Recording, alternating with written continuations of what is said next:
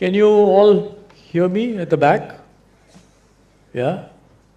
Say yes. Are you all awake? Just about awake? About to sleep? Huh? So let me thank MMA, President Mr. Malingam, Group Captain Vijay Kumar for inviting me here. So I have kept a presentation which will start with branding and then go on to personal branding. So broadly the topic is about personal branding, myths and realities. Let's start with what is a brand. Where does the word brand come from? How many of you specializing in marketing here? Everyone's gone to sleep, I think. Hello? Huh? How many of you have heard the word marketing? Okay, more hands. Okay, all of you heard the word marketing. At least thank God for that. Huh? Where does the word brand come from? All of us use the word brand, but where does this word brand come from? Any idea? Someone from the back? Neenga soladinga sir, neenga professor sir. Where does the word brand come from?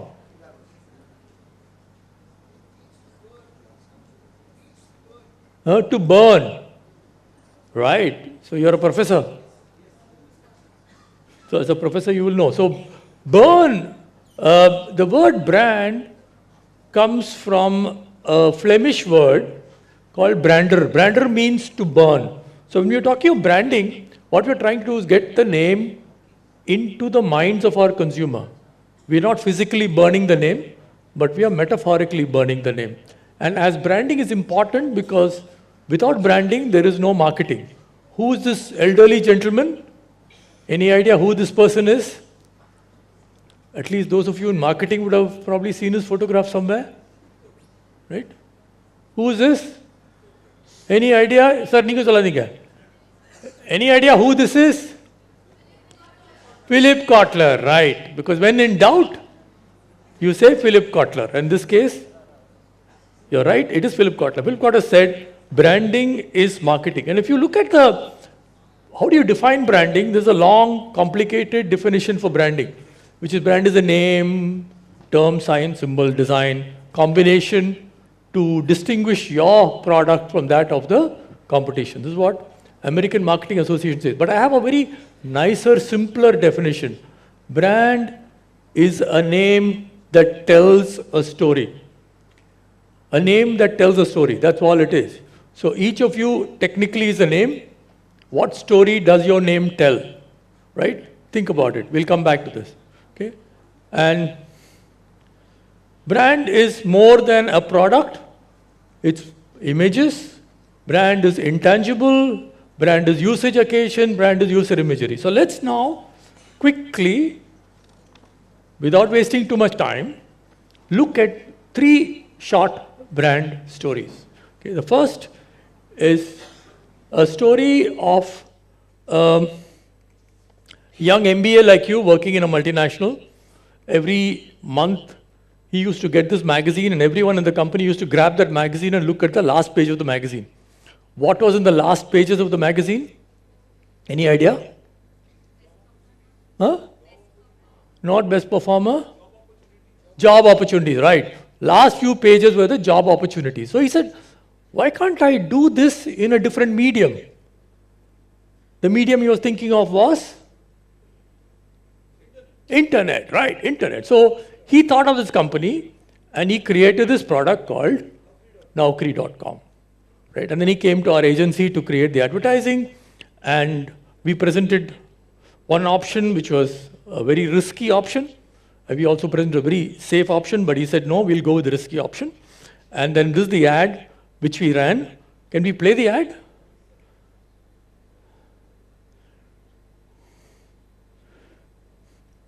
The black patch, yeah. Sir, report 1. Report 2. What, sir? Shut up! Sir, hotel reservation desk on line 2. Yes, I would like to book a table for 2. Sure, sir. Poolside. Your name, sir? Hari Sadhu. What, sir? Hari Sadhu. Sir, may I? Yes, write down Hari Sadhu. H for Hitler, A for arrogant, R for rascal, I for idiot. That's right. Now write Sadhu. S for... Shameless. This company, Info Edge, is a publicly listed company today. It went public, and Sanjeev Bikhchandani, someone like you, went and started this company, is today a billionaire. That is one followed by, I think, nine zeros in dollars. So you can multiply that in rupees and figure out. Okay, let's look at another story which I was involved with. This company was in the commodity business, right? And they want to get into the brand area. And they launched one brand, it failed. Launched the second brand, failed. Third brand turned out to be a success. It even beat a big multinational brand. The brand I'm talking about is a brand called Santoor. And Santoor today, how big is Santoor compared to Lux soap? Is it half the size of Lux soap? 1/4 the size of Lux soap? Or bigger than Lux soap? It is bigger than Lux. Okay, when I started working on this brand in the year 1994, Santoor was not even 20% of Lux. And Santoor overtook Lux a few years ago. And the advertising has been pretty much similar for many years. We've done multiple variations of this. I think 20 different ads have been made in the same theme. So, boss, play.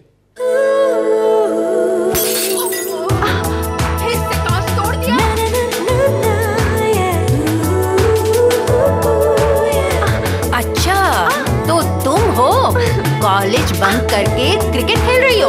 बताओ तुम्हारी mummy को। Mummy, ball मिला क्या? चंदन और हल्दी के गुण समाए संतूर, त्वचा कुछ और निखारे santoor santoor.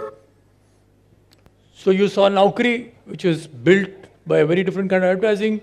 You saw Santoor, which is same advertising done in different stories over the last 20 years. The third one is a brand which is a 100-year-old brand, global brand, and they were celebrating their 100th anniversary. So this brand was handled by FCB, which is the American parent company of my old agency. And they said, how do you celebrate a 100-year-old brand's history, right? How do you celebrate it in a different way? So they created a new campaign, which actually was one of the pioneering campaigns on social media. Today we all talk of social media advertising. This is one of the pioneering campaigns on social media. Went on to become a big hit and built the brand in a very different way. So the brand I'm talking about is the world's largest cookie brand. Any idea which brand I'm talking about? The world's largest cookie brand. Which brand am I talking about? Any idea? World's largest biscuit brand. Which brand am I talking about? Someone from the back? Oreo, right? Oreo is the world's largest cookie brand in terms of value sales, right? But the world's largest biscuit brand in terms of volume is Parle-G, right? But this is a story about Oreo. So let me play the video.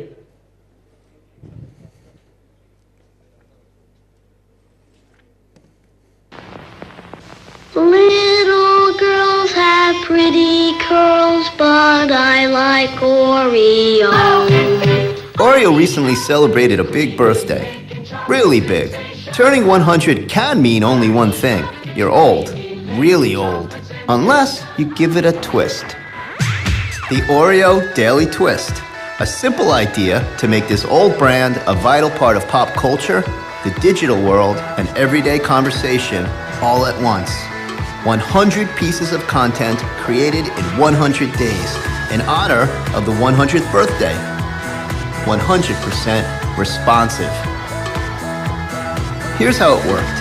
Every morning, we searched for what people were talking about and looked at it through the innocent eyes of this playful cookie.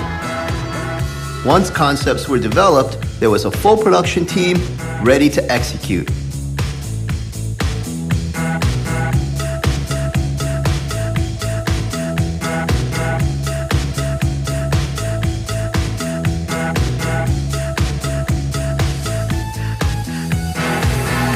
By the end of the day, we pushed the twist out to Oreo's 30 million Facebook, Pinterest, and Twitter followers and archived it on Oreo's online hub.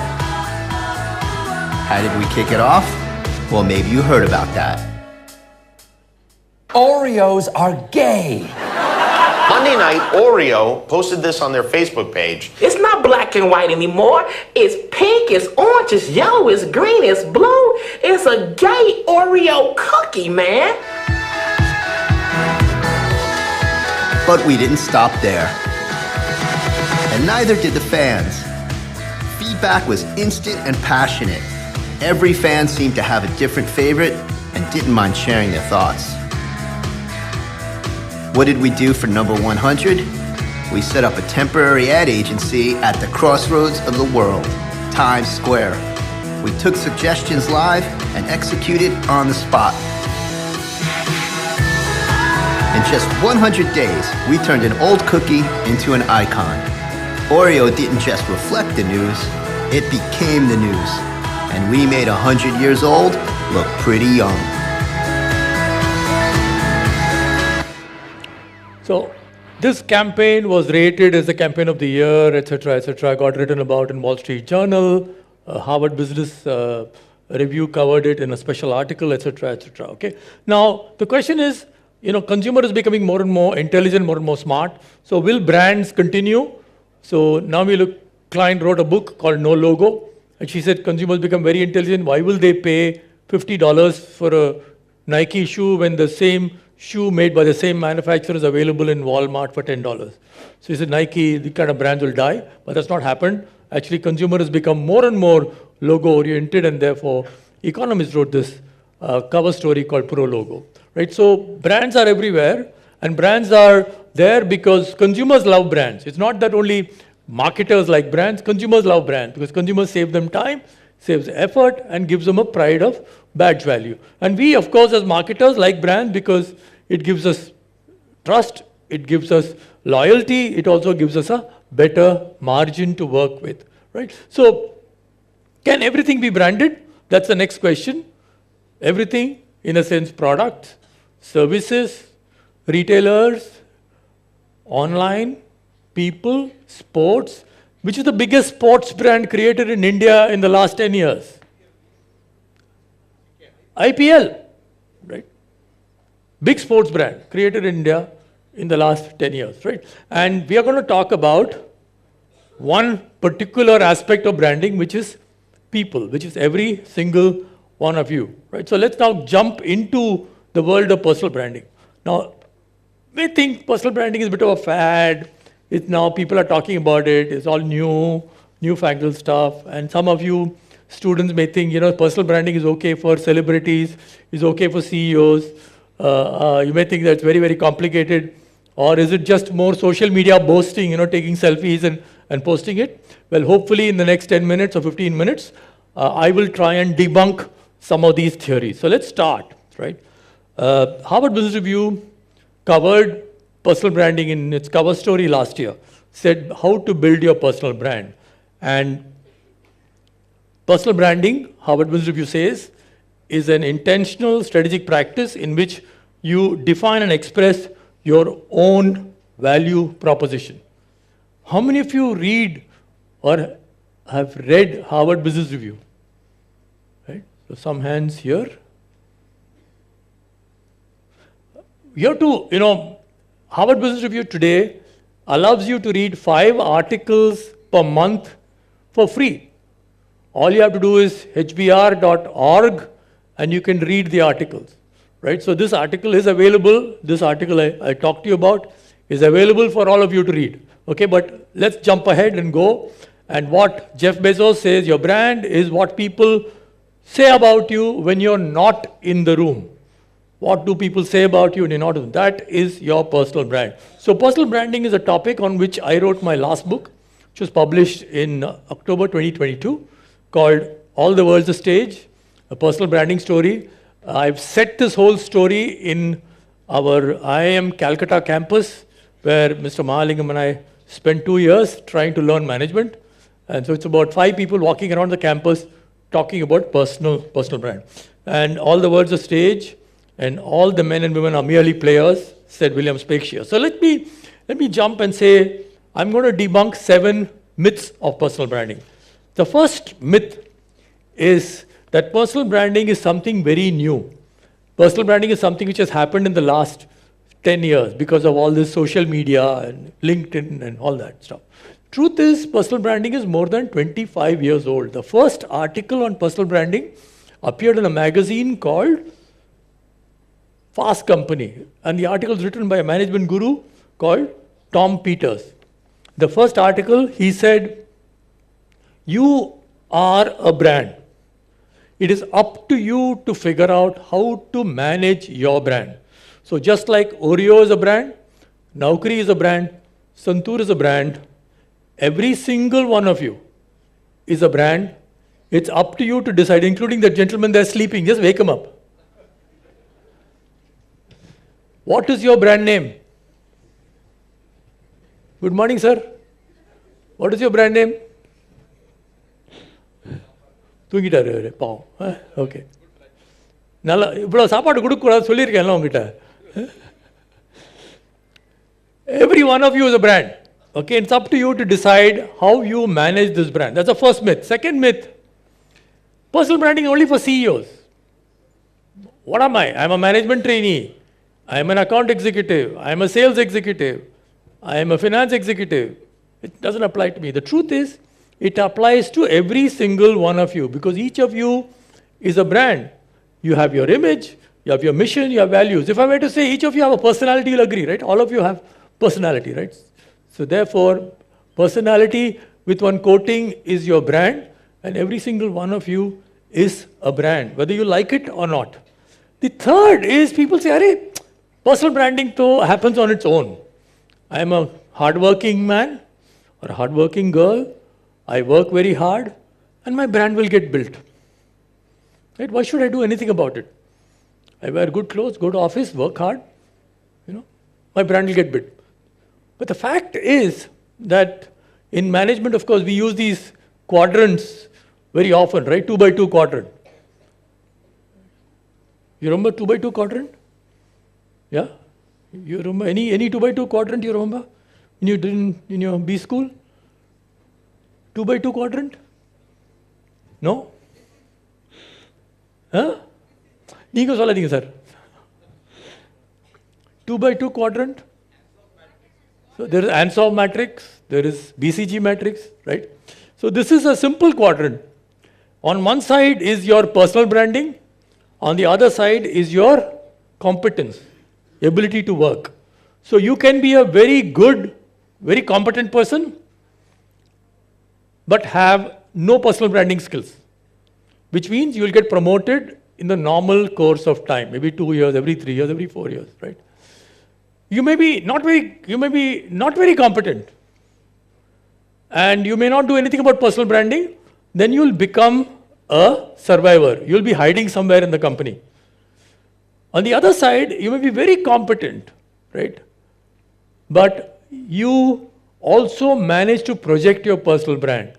Then you become a star. So remember, competence and hard work is critical. Without that, you can't succeed. But along with competence and hard work, if you also understand how to build your personal brand, you will be able to succeed even more. You will get promoted that much quicker. You will be given a better assignment that much quicker, right? So combine competence with personal branding in order for you to succeed. Let's now move to another area where people say personal branding is nothing but bragging. I went for this conference, I gave a talk, I did this, I did that, right? Now, bragging is not personal branding. Of course, if you're Muhammad Ali, you can brag, right? Because, if anyone contradicts him, he'll bash him up. So, Muhammad Ali says that it's not bragging if you can back it up. But the truth is, for all of us, bragging is bad. But if you achieved something, talking about it loudly, talking about it proudly, and talking about it strategically can help you build your brand. If you're sitting and negotiating a deal for a sponsorship of, let's say, one of the IPL teams, and you spend half an hour explaining how you scored 100 runs for your cricket team in your school, it's not going to help you, right? It's going to cut a very sorry figure. So remember, be proud, be loud, but most importantly, be strategic. Figure out when to talk about it, right? And the other simple technique about bragging without being bragging is that don't talk about yourself, talk about your team. How your team achieved this, how 3 of us together did this project and it turned out to be a success. So talk about your team. Coming to the next area, personal branding is, networking is for losers. The usual problem we have is going to various events, distributing cards, right? And we think we are building a network. You heard the previous session with Lakshmi and Ganesh Chala talking about the importance of having mentors, right? Who do you go to, right? So let me tell you a little story about Microsoft. Which was the first breakthrough business which Microsoft got? Any idea? Which was first breakthrough business? Today all of us know about Microsoft, saying OpenAI, etc., etc., etc. Yeah? Operating system for? What is the first project? OS for which computer?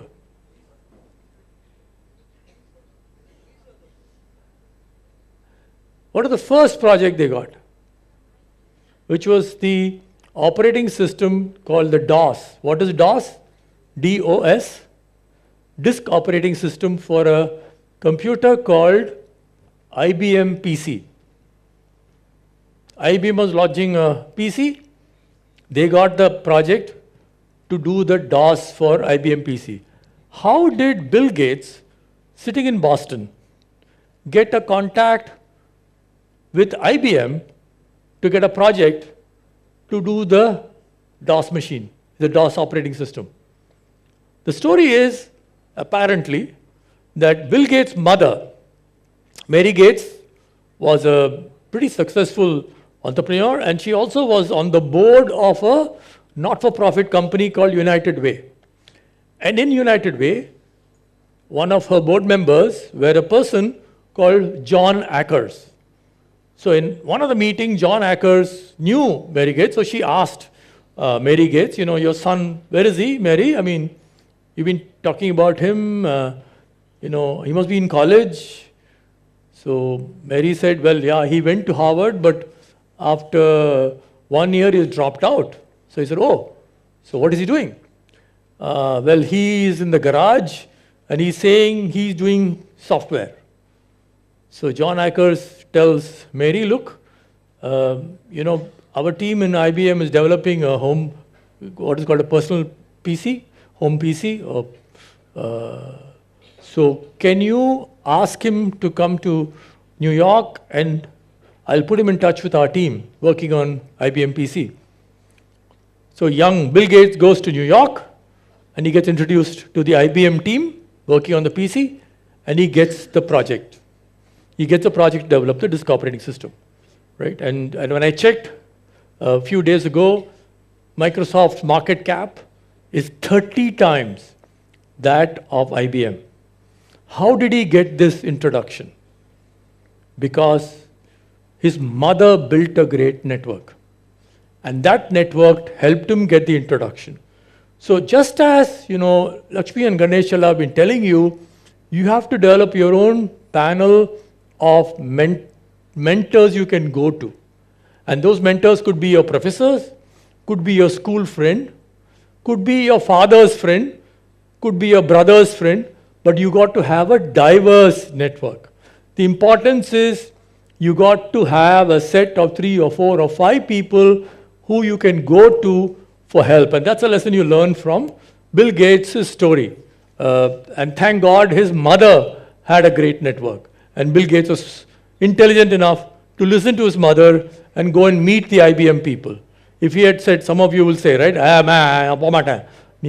okay? If he had done that, he'll be still sitting in the garage, right?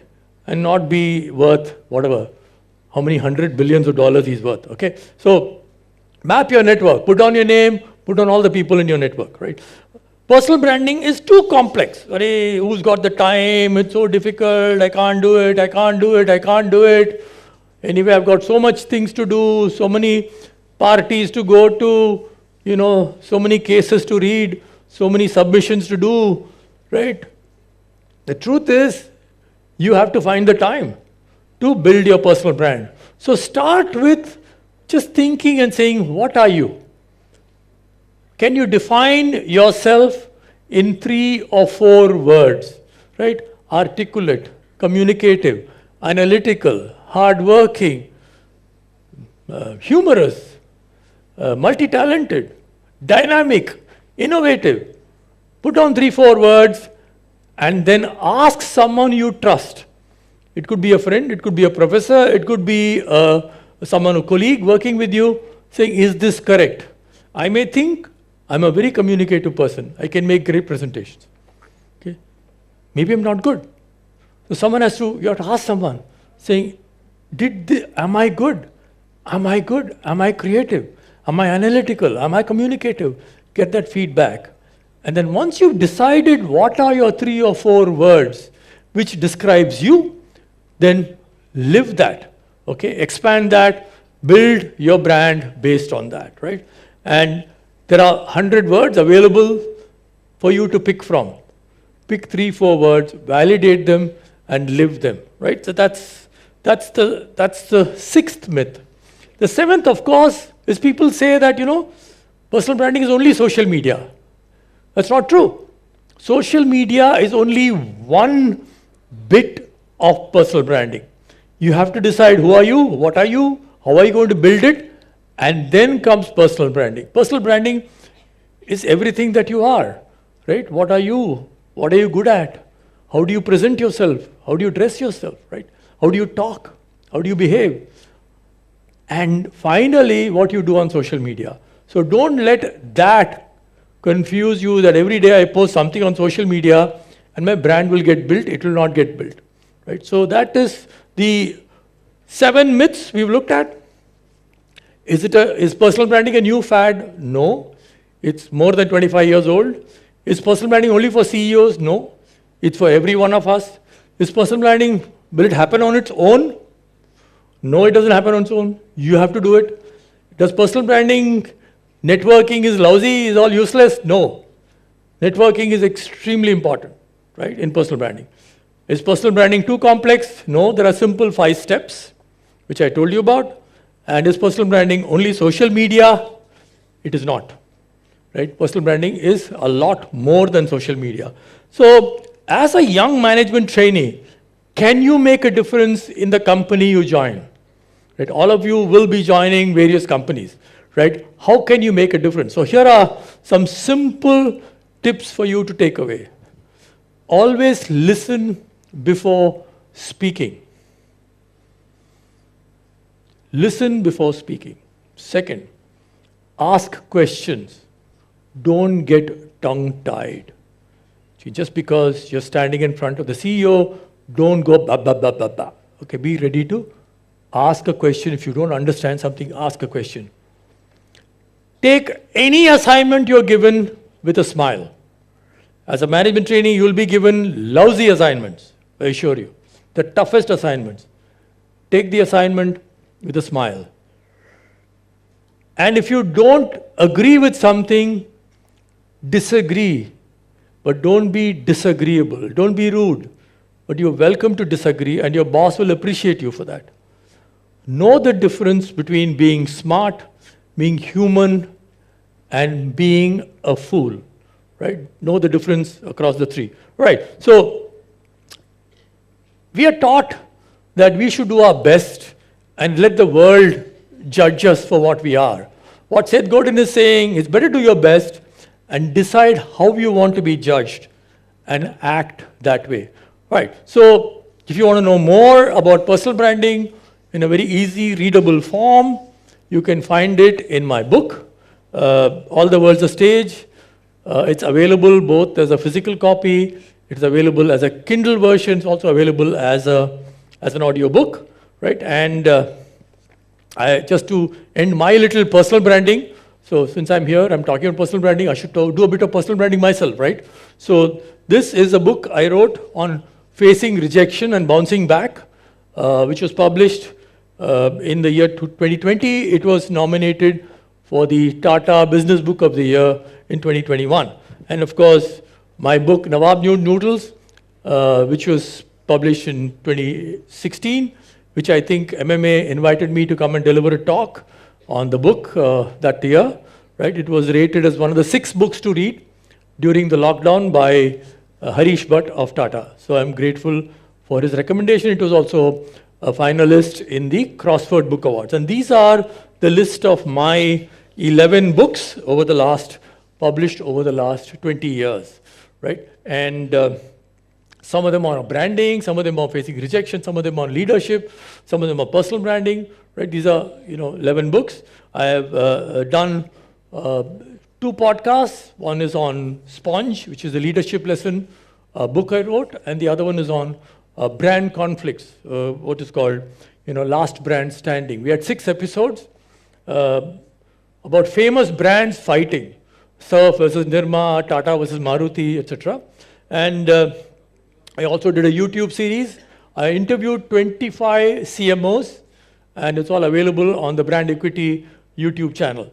And of course, I write regular columns. I do book reviews for the Hindu Business Line, and I also write a monthly column in Business Standard and an occasional column in Economic Times. I must have written, God knows, maybe 200 plus articles. So with that, let me just tell you that these are the brands which I've been proud to have been associated with. Covers a whole gamut from Tata to Amul to multinational brands like Abbott and Johnson &